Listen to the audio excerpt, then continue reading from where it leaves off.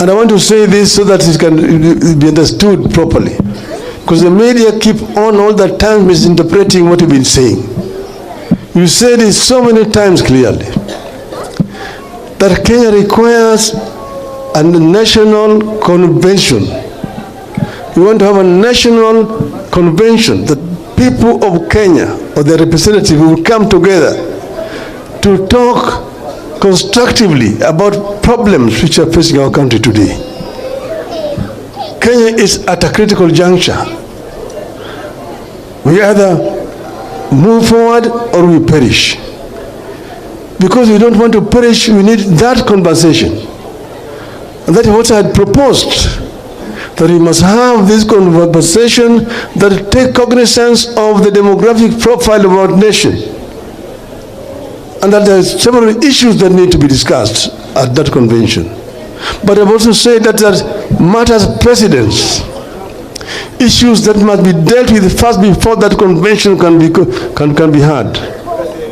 This includes, number one, compensation for the families of the victims of violence last year and this year. Two, paying of all the hospital medical bills of the victims of police violence last year.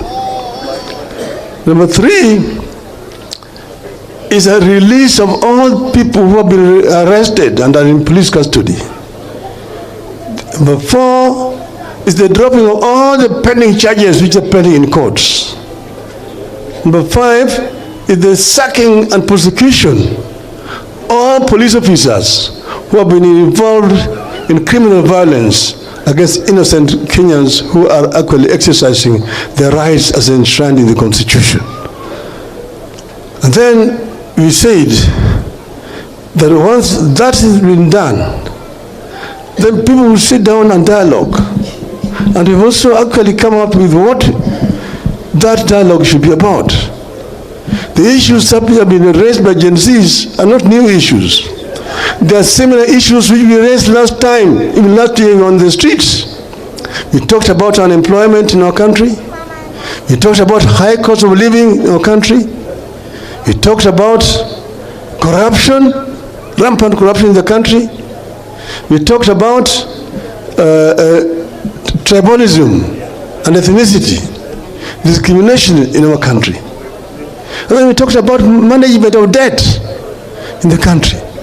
These are critical issues that need to be discussed. But thirdly is the issue of governance. We have a new constitution, but we are not actually following that constitution. There are issues which were pending. Kenyans met at Bomas of Kenya and deliberated for a very, very long time and came up with a very, very progressive constitution. That constitution was bastardized to a certain extent during the so-called Naivasha process. We must go back to the Bomas draft constitution, put it back on the table, and see what needs to be cleaned up so that we can have a progressive constitution.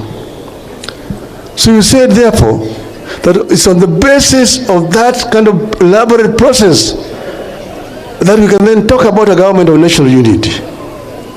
But then you say that if you want to take some of our experts and get into your government, you release them to join your government and work in accordance with the ethics of our party, ODM and Azimio. This is what we said. We have not changed. The position has not changed. We said we want to see a new Kenya, and the people of Kenya are entitled to it. And that's why we said we agree with Gen Z in their demands. Gen Z demands are the demands of the people of Kenya. It will come on.